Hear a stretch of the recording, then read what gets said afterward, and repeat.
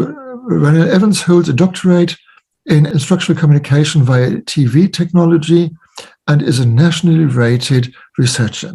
Her academic interests are in English language teaching, instructional design and communication, and language and education matters. Her practical side for teaching shows by the fact that she has published several textbooks, study guides, and video material for ESL learners. Her current project is in developing the linguistic proficiency and confidence of teachers who use English as a medium of instruction in multilingual classrooms. Her work has resulted in numerous awards. In her keynote speech now, Rinelle Evans will talk about instructional communication and ask the question, are teachers crossing or creating linguistic borders? Professor Evans, the screen is yours. Thank you ever so much, Professor Tinnefeld. Good morning, everybody, from a usually sunny South Africa. This morning we've had a couple of hours of load shedding and I've had to relocate 3 times. So hopefully everything will go well from here. I would like to also express a word of thanks to the organizing committee for this invitation. And I feel particularly privileged to be part of a very well-oiled conference. This presentation draws on collaborative research that I've done with my postgraduate students and also with a colleague, a Canadian counterpart, Professor Ailey Cleghorn. Our work is primarily qualitative, and although some of our postgraduates have decided to use mixed methods, we have all drawn on in situ observations in our classrooms, survey questionnaires, and also interviews. By way of introduction, I would thus like to share some of the visual representations that came to mind as I researched the topic. Based on these, I intend to draw a thematic map, and then I will finally trace from that the links to my students and also the classes in which we work. As you can see on the title slide, I've juxtaposed 2 particular photographs with regard to, in my view, the representation of the severe border restrictions still evident in our country as a legacy of apartheid. I also, as I was preparing, agonized about definitions and wondered whether certain synonyms like frontier, boundary, verge, or edge were similar and good substitutes for the word border. I don't think I should digress into this lexical territory because that might take me on a different route and we land on a different map. However, I do think it is worth our while taking a look at the definition of a border. This is a dictionary definition, and here it's indicated that it's a line that delineates surface areas for the facilitation and coordination and deconflictation of operations between adjacent units and certain areas. In short, it is a line that marks the limits of a place.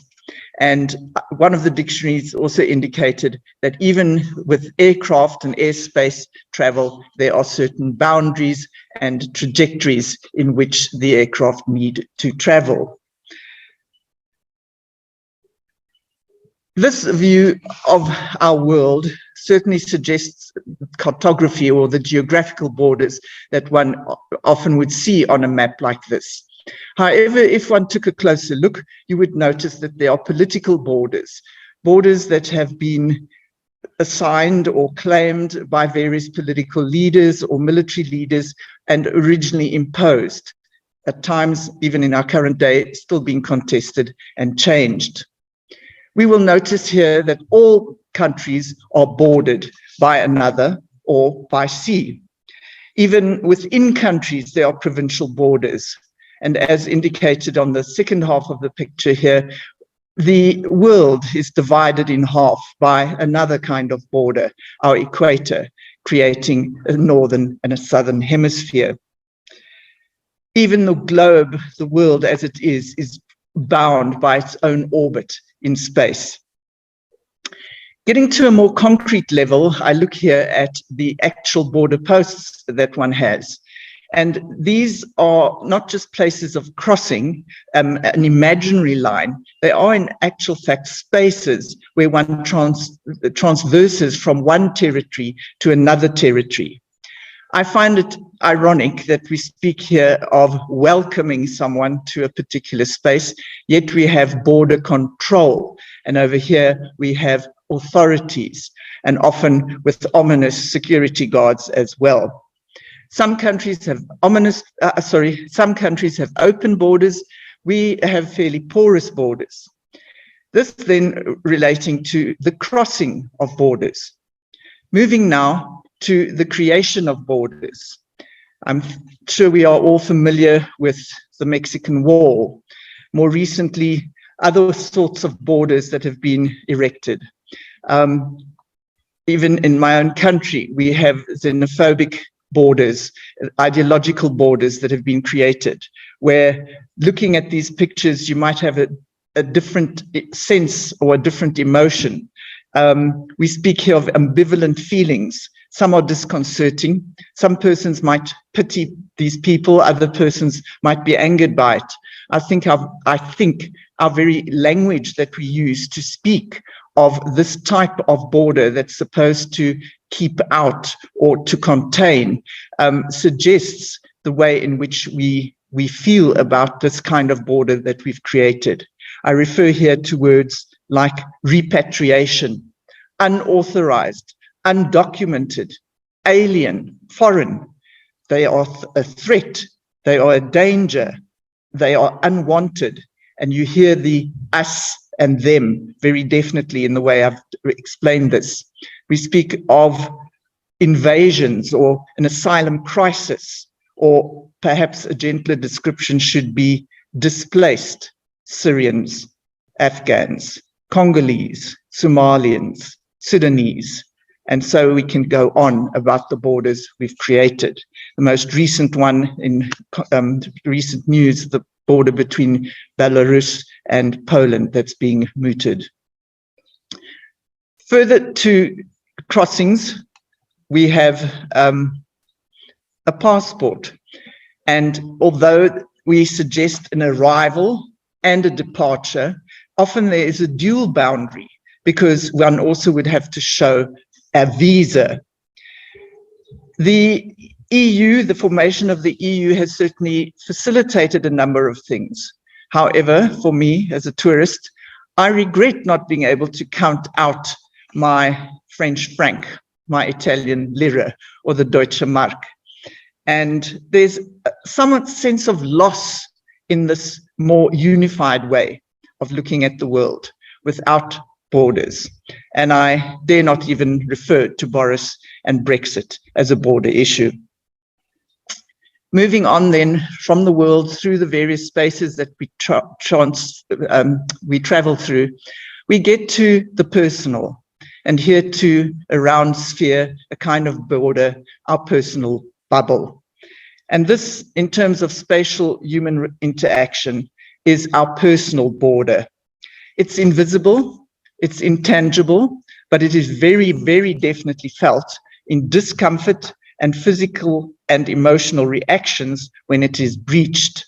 One feels annoyed, constricted, possibly vulnerable, even aggression when that border is violated. And since proxemics is a learned socialized behavior and carries with it a cultural dimension, very often someone is given offense or someone takes offense, and this often results in a kind of confusion purely because the person who offended is unaware of what is permissible in that particular society. The other little round red sphere, the coronavirus, has changed very much our borders that we've had to recreate. COVID has enlarged these borders, and our personal bubble has been complicated by the border of a mask, never mind the distance through which we have to create new interactions with each other in public and even at schools. This mask, I know, has complicated communication considerably, in the sense that one cannot see what someone is saying. One often finds it inaudible. It's very difficult to now even translate accents. And above all, at times, it could even be incomprehensible. So, having just introduced a few concepts and a few ideas related to borders and communication, borders abound. There are the geographical borders I've spoken about, demarcated with precision and found on a map, very visible. We have spatial borders. These are often invisible and, as referred to already, could be taught behavior, and for some even the glass ceiling, which limits the crossing of borders. Relational borders are often fuzzy, they shift, they're ambiguous, they are also dynamic. Ideological borders, these are codified and generally just shared by the in-group. Temporal borders, and here I think schools are perfect examples of how we regulate and break up things not only into 24 hours for a day, but a period. And then we have certain breaks, and we have terms, and we have semesters, and lives at school and in education are regulated by the clock and the calendar. Then, remaining with education, we have the literacy borders, where many of our learners worldwide, and certainly here in South Africa, need to be crossing and negotiating daily. These are complex, they could be exclusionary, they're certainly emotive, and they're very definitely a marker of culture or identity. Drawing from this discussion thus far, I would like to look at some themes. For me, the idea of a border always suggests a binary space, a territory in dimensional opposition. There's also always movement, transition between or of goods and people. There's the notion of containment or confinement, very often asymmetrical relationships where we have privilege and power. Also strong emotional responses. There's generally human involvement in terms of borders, and also there are various materials that create borders or symbolic forms that borders take. Moving closer home here for me, I'd like us to take a look at some of the linguistic borders in South Africa. Now, we have 11 official languages. Braille and sign language are also considered official for educational purposes.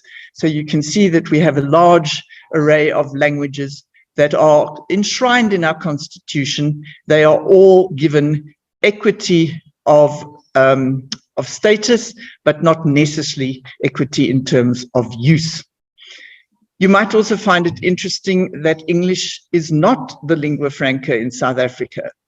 There are large tracts of our country where the geographic language is the lingua franca, and currently the three most widely used languages as a lingua franca would be Afrikaans, Zulu, and English.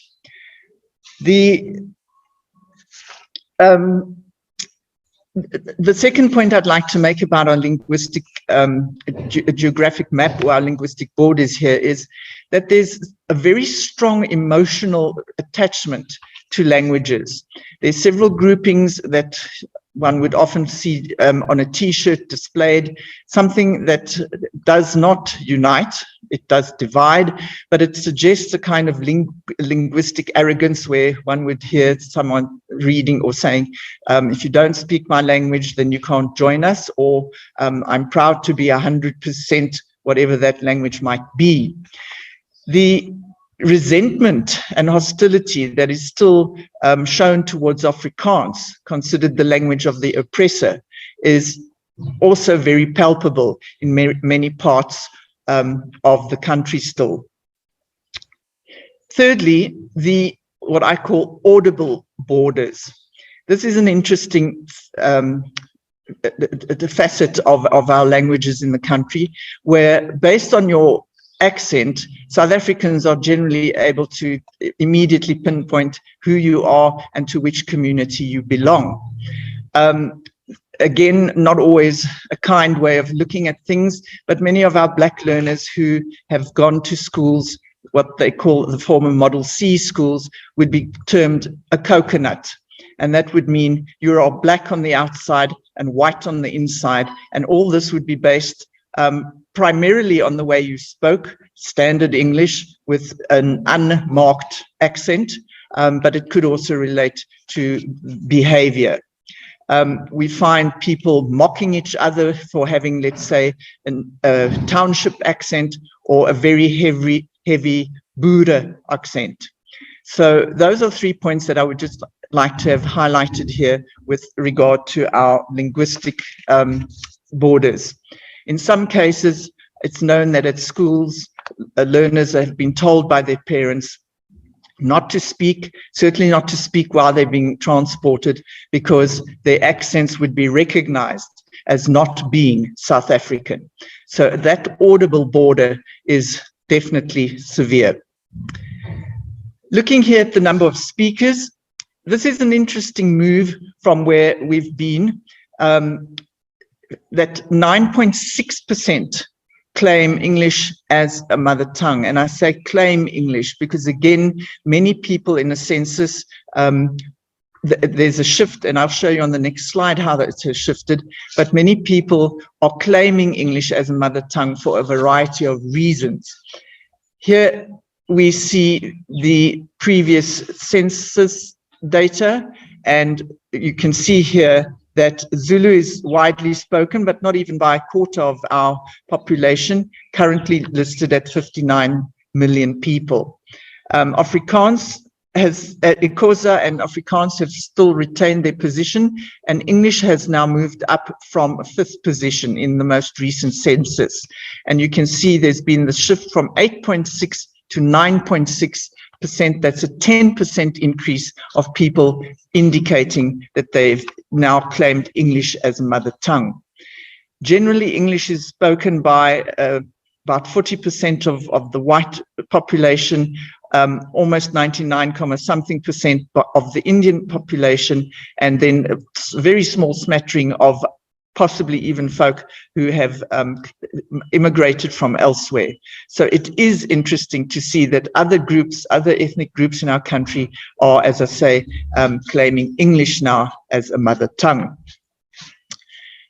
The next slide that I have here is just a visual representation of a variety of borders, each of those squares delineating a space that a learner would be crossing daily, from home through to the transport, walking from the transport depot back to school, meeting with friends in the playground, then going into class, moving back into another class, and all the time, the chances that they are using another language is quite high. I myself would be on campus, I would be switching between English and Afrikaans. I would leave campus, I would banter a little bit with my very limited Sepedi with the folk at the gate. I'd stop to buy bread, again switch to English or Afrikaans, and then as the car guard indicates how I need to reverse and leave, I would be speaking to him in French, most likely. In the urban areas, this is quite common, and it would be very common in the rural areas where the monolingual is not dominant, the single language is not dominant, for people also to be switching between several languages on a daily basis. Some of these borders are more tangible, others are perhaps like a fence. We can see through it, but we're not too sure how to get around it or over it. I pause here to say that I think it's adults, but in particular parents and teachers, who are creating these borders and not helping our learners cross them or know how to cross them. I show you the reality of the South African classroom. Currently, the most recent figures, we have about 400 plus teachers currently employed, please note, in the public education system. There's been a proliferation of private schools in the last decade or so, but the figures I show are for the government schools, the so-called government schools. We have about 25,000 schools across our 9 provinces, and the teachers there are responsible for teaching close on 13 million learners. Now, annually, we have about 15,000 graduates, teacher graduates. And if I were to extrapolate the data of less than 10% of our country speaking English as a mother tongue, that implies that roughly only about 1,500 students would be mother tongue speakers, and this is nationally. Those who do speak English well are often offered posts or apply for positions in parts of Asia, parts of the United Arab Emirates, some who happen to have relations in various other parts of the English-speaking world move off to England, Australia, New Zealand, and even America. I show you here my third-year class, and I know that you might be shocked because I Googled that you have a ratio of about 1 to 6, 1 staff member to 6 students, if that's correct. This is a third-year group of teachers. This is the module that bears or pertains to instructional communication. And yeah, that is who we are educating. And these are the people and the schools that they will be moving into. Variety, diverse, and with one exception, all the photos have been taken by myself.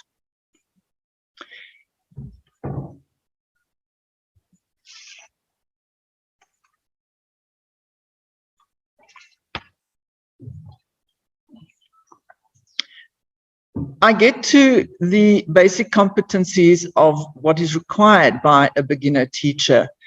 This word, that we call Mr. Tech, minimum requirements for teacher education qualifications, expects the following, and that is a teacher ought to be able to communicate effectively in general, as well as in relation to their subjects in order to mediate learning.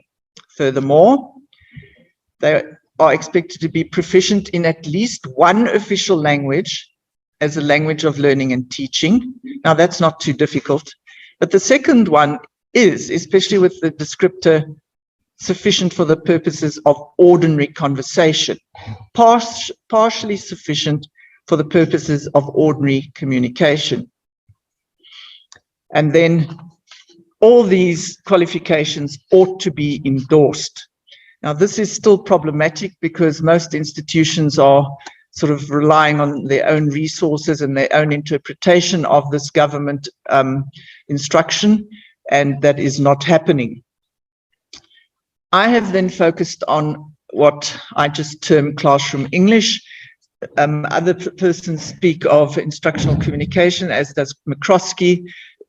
Walsh refers to teacher talk, and there are several others who have been looking at this way back, even in the 70s. The Flanders rubric was already designed. So this is not a new thing. But in South Africa, because it's mandated that from grade 4, the medium of instruction is English or Afrikaans, and that's just historical, it implies that the majority of the students have to teach in English. And here, just the definition that Willis provides, it is specialized, it is idiomatic, but it enables a teacher to use language effectively and imaginatively, not only in the class, but also outside the class. And here we definitely hear the BICS and CALP concern, but I'll refer to that in a minute. So my research concern over the past years have been that policy dictates teachers should be proficient. However, adequate proficiency is assumed. There's no language support provided, and there's no monitoring of which language is in fact used. These are the research questions that we're looking at.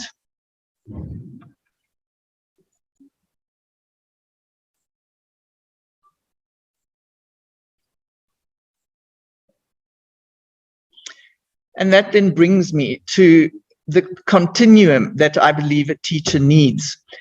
Most of our students have a fairly solid BICS, but when it comes to the CALP, they are stuck. And I believe that you need these to be able to work in tandem as you are busy with instructional communication. These are some of the language functions that one would require.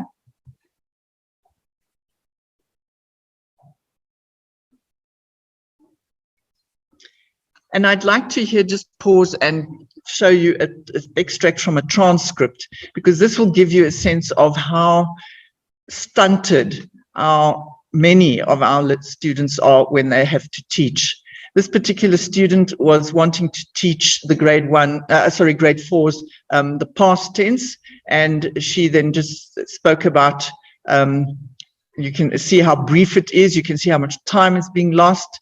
And then because she doesn't quite know what else to say, she then starts asking each of the learners, asks them one by one, how are you today? And again, just the introduction here of the present tense, while the actual aim was the past tense, is problematic. Here she does go over to say, what did you do over the weekend? And again, ask individuals. And then at some stage, when the learner then says studying, she moves into the continuous tense. And because I then saw the rest of the lesson, it was really problematic for her to try and get back to where she had been. But you can see, just looking at the white font and the dark font, how limited the engagement is. And there's very little explanation. In actual fact, there's none. There's, in this section, just short words, directives, and questions. I share with you some of the findings that we've taken note of during our observations. This is the dilemma.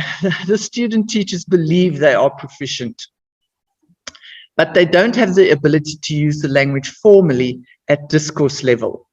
There's poor quality input. When someone asks something, there's no praise, there's no correction, there's no extension. It's very often a learner that offers something and the person says, no, and then just moves on. There's an overuse of directives. Turn to the front, pick up your pen. No, use the blue pen, face the front, stop talking. A lot of verbal interaction, verbal matter, but nothing with essence.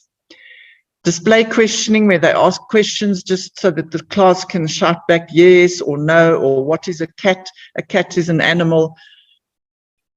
They lack meta-language and content knowledge, and I know that that's not just linked to instructional communication, but because of this, I do believe that the English is also problematic. And then there's an incredible amount of time being wasted. The average lessons, when you actually look at them, are about 13 minutes long, and they ought to be anywhere between 35 and 45 minutes long. The learner's participation is constrained. The teacher's so in control that they're not saying anything. They're not allowing the learners to say anything. They are unable to formulate, recast, clarify, and seek to elaborate or to explain the exposition of something. They will tell the class that in the present tense, the third person singular takes an S. And then they would give examples, but there's no explanation. It's a telling. They echo what learners say and they don't amplify. Very heavily repetitive, and there's no flexibility. They can't deviate from the script. If the learner offers something, they're stumped. They don't know what to say, and then they just leave that situation and move on to the next one. The teaching is very decontextualized. And even first language speakers are too fast, too complex, and don't take the learner's level of linguistics into account. Just a brief anecdote to perhaps illustrate more closely what I've been explaining. I was busy with a group, and the teacher was she was wanting to teach the shape oval. And she had pasted up a whole lot of little cardboard ovals in the class. And what she then asked the class was, where do we find eggs? And of course, a couple of bright little ones in front jumped up and said, in the fridge. And she said, no. And then she didn't know how to carry on. And eventually I realized what she wanted the class to do was to look around the class and to find the oval shapes that she had pasted up and hidden. But she'd called them eggs, and her question, where do we find eggs, was perfectly answered, but it rattled her. So this instructional dissonance that we find here, this is my own coinage, and I've called it the ignorance or the denial of hindrances and barriers that negatively affect instructional communication. Communication appears successful, but it's not meaningful. There's a mismatch of the sense or the utility, and it not only occurs orally, but also in writing and visual modes.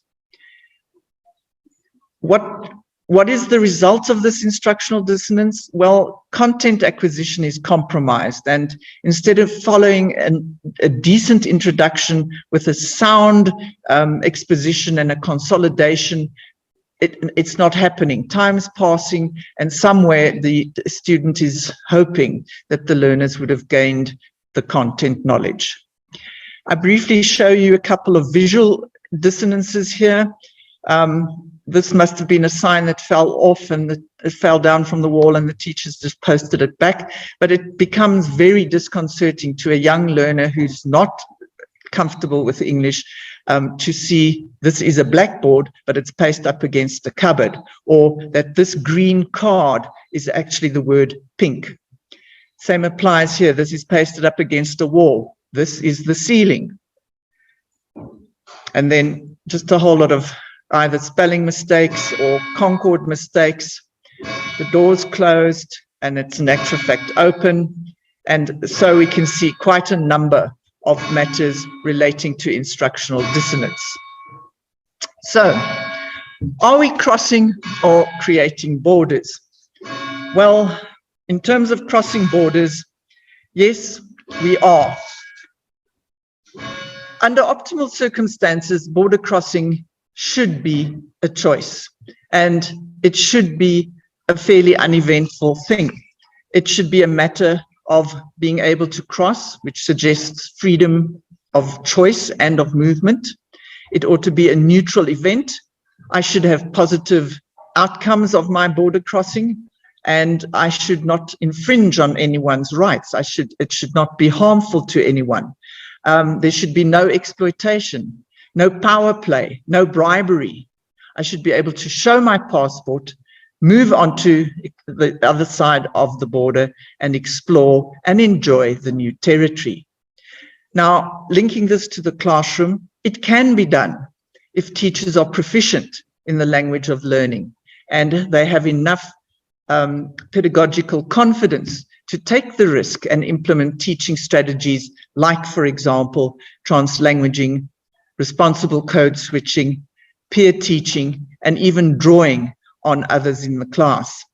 At another occasion at a nursery school, a preschool linked to a factory, my student was desperately trying to explain to the young ones what to do, and she just wasn't able to get through. And I suddenly heard someone else in the class talking, and I turned round to see that the lady who was preparing their lunch was under her breath explaining to the little ones in their mother tongue what my student just had said. And I think that was an epiphany for my student to realize that even if you don't have the language, there are other resources on which you can draw to make learning meaningful. So those teachers who have multiple languages, even if they just have one, would be able to cross the border and capitalize on a learning experience. I also think we need to give our learners more support, and we need to include our parents and the community in making sure that the first language, the home language, the dominant language, whatever label you wish to give them, is fully developed. And then we can add an acceptable, comprehensible South African English. And this approach to additive bilingualism is in the policy, but very few teachers, I believe, fully understand this. And I think it's wrong if you are going to use another language while you're trying to teach one in a particular language. I think we also need to dispel the claims that our indigenous languages are not able to be used in academic circumstances. So I do feel that we need to extend our learners and our teachers' linguistic repertoires, develop and maintain that which they already have, and also acknowledge the very close link, the emotional link between the language, the cultural heritage, and that person's identity. So, are we creating borders? Yes, we are. The first border in a classroom is the actual door and the threshold that a learner has to cross.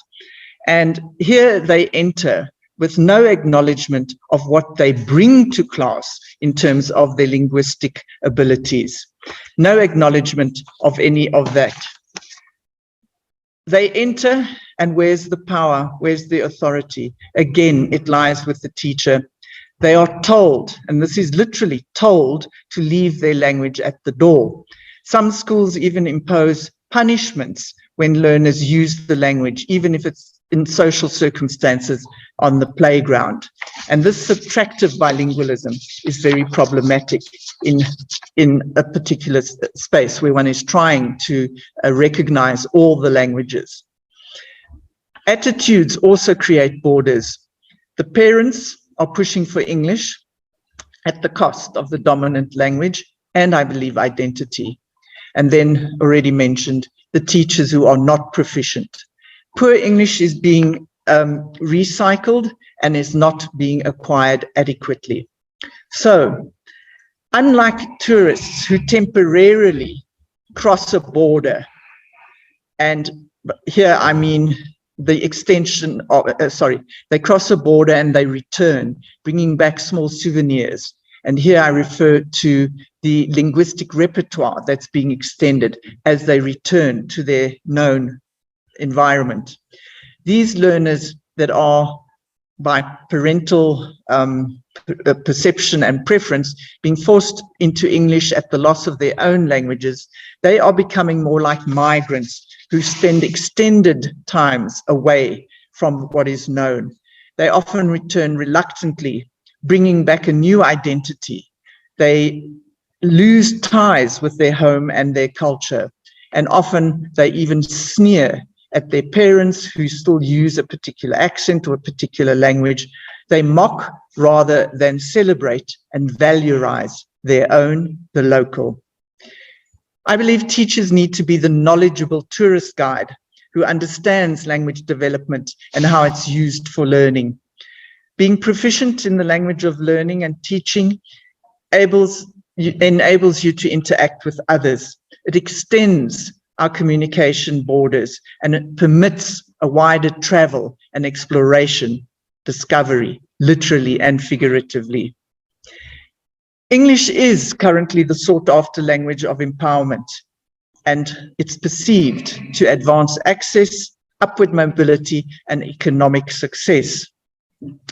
Until policy and attitudes towards the hegemony of English change, we will need to blur some linguistic borders and redraw them. I think we ought to be encouraging the learning of other languages. We need to advocate for the importance of mother tongue development, if not education, and we need to support and create various organizations that promote languages. We are, at my university, in a small way, encouraging people to celebrate their own languages by asking them to translate their abstracts into a vernacular or a mother tongue as they prefer. We are also increasingly in our country seeing persons using other languages to write their theses in. I believe a borderless world, although ideal, is utopian and a dream. It is human nature to demarcate, to set boundaries, to categorize, and we do this to control our environment and others, to determine and constrain behavior, to help us contain or exclude, to explain, to order, and then thus to understand our world, and so that we can structure it and inhabit smooth rather than striated spaces. Communicative borders and attitudes towards speakers of other languages, however, ought to be dynamic and even sometimes redrawn, certainly negotiable. I know that new borders might cause an initial instability and a discomfort, but eventually it will allow for rich exchange. Perhaps we should start by not calling the languages we teach foreign. I think the willingness to accommodate and to learn will create fewer borders, and it will allow us to cross many more. And as you all know, although we long for a borderless world, it is only smoke, germs, and small puppies who know no boundaries or borders. Dankie voor uw aandacht. I thank you. It was very enlightening. I just wanted to ask, you have mentioned that we have to stop with calling foreign language. How would you address that? I mean, what would the other name would you prefer or suggest? Thank you, Edith. Well, in South Africa, we've created a lot of labels to avoid this first language, second language. We just refer to additional languages. So our students would have a subject called, let's say, English home language and English additional language. So that's how we've tried to get around this. The same applied, or the reason we did away with English as a second language, I think there was this idea that if something's not first, it's not equal, and if it's not first, it's inferior, etc. So we would use the word additional languages. I also like the one they use in America, TESOL, teaching English to speakers of other languages. It was just a suggestion because the word foreign, it creates a barrier, it creates a border because it's not us. It's something else. And foreign doesn't always have a positive connotation. Oh, yes. But then there are, in some countries, there are dialects, and they refer it to a language as a language itself, and not a dialect. So how are we going to address that? Because if you said additional language, then it could be that the students would think that they are referring to the dialect. Okay. Ma'am, I think we need to put our heads together, because it was just an idea that I threw out there with the view to not creating borders or being able to traverse borders more easily. I understand what you're saying about certain dialects and even perhaps the idiolect of individuals. This idea that if something's not first, it's not equal, and if it's not first, it's inferior, etc. So we would use the word additional languages. I also like the one they use in America, TESOL, teaching English to speakers of other languages. It was just a suggestion because the word foreign, it creates a barrier, it creates a border because it's not us, it's something else. And foreign doesn't always have a positive connotation. Oh, yes. But then there are, in some countries, there are dialects, and they refer it to a language as a language itself, and not a dialect. So how are we going to address that? Because if you said additional language, then it could be that the students would think that they are referring to the dialect. Okay. Ma'am, I think we need to put our heads together, because it was just an idea that I threw out there with the view to not creating borders or being able to traverse borders more easily. I understand what you're saying about certain dialects and even perhaps the idiolect of individuals. Let's put it out there, let's brainstorm and see what we could come up with. Okay, thank you. I am and not. Again, you needn't take up the challenge at all. No, I'm not. It was just you just made me think, because I welcome the idea of getting rid of foreign language. It's just that there are really, I work with several nationalities, and according to some of the constitution, they treat that as a dialect and that as a language. So I just thought of it, but I really welcome what you said about the term foreign language. Thank you. Thank you, Edith. Thank you for your question and your answer. First of all, you told us about the 10 languages spoken in South Africa. Do you think that these 10 languages spoken in one of the same country rather create or cross borders? or make the creation of the crossing of borders possible? I'm tending to want to say it helps us cross borders. I think where it does create a border could be, for example, in a social space, like in a campus meeting, for example, where people prior to a meeting would be chatting to each other in a variety of languages, but for the sake of the meeting, to assume English. There are, however, geographic regions, and I'm thinking specifically of KwaZulu-Natal, where many people would speak isiZulu, and that could imply that even persons whose mother tongue is not Zulu might sit in comfortably, as we used to do at my university on an Afrikaans meeting. So you might not be mother tongue speaker, but you had sufficient Afrikaans to understand, so people would have sufficient Zulu to understand. It's fairly geographically based. If I'd go down to the Eastern Cape, I know that I have to rather say enkosi than rialeboga to thank someone. So it's almost, I wouldn't say ingrained, but one sort of knows how to negotiate the borders as a South African. But I'm tending to think it crosses borders. I get very positive reactions, even if you use one word and you just thank someone, you just greet them in a language. The whole facial expression suggests gratitude and appreciation. Well, that's very nice. Because when you talked about your own, I don't want to say use or usage, that's why I'm saying your own utilization of different languages. I had the impression that you personally are crossing borders doing so. That's why I asked you this question. Thank you very much. Dankeschön. Very nice. Thank you for your remark. Dankeschön. Merci beaucoup. Merci beaucoup. Because it's communication across borders. That's why we have to use several languages here as well, even if we can't speak Afrikaans or Zulu and all the languages you mentioned. So any further questions? Otherwise, I would like to ask you in how far you think that teachers' performance in South Africa, the way you described it, could be improved. I guess that's language improvement, of course, but there might also be methodological improvement. So what are your ideas in these respects? Professor, our country's education is in crisis. It's been battered even further by the divide that COVID highlighted, the technological divide. I personally am hoping that it totally implodes so that we can start afresh, brand new, without the baggage, and like a phoenix arise out of the ashes of a really destructive period of the country's history.